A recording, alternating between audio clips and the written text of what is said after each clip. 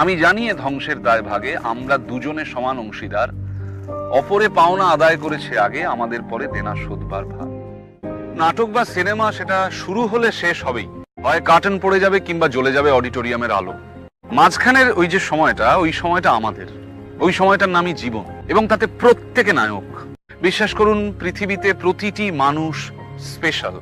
তারা যে পেশার সঙ্গেই যুক্ত হন, অভিনেতা, দিনমজুর, কৃষক, ব্যবসায়ী, চাকুরিজীবী, প্রত্যেকেই জীবন নাট্যের বা পর্দার হিরো হিরোইন।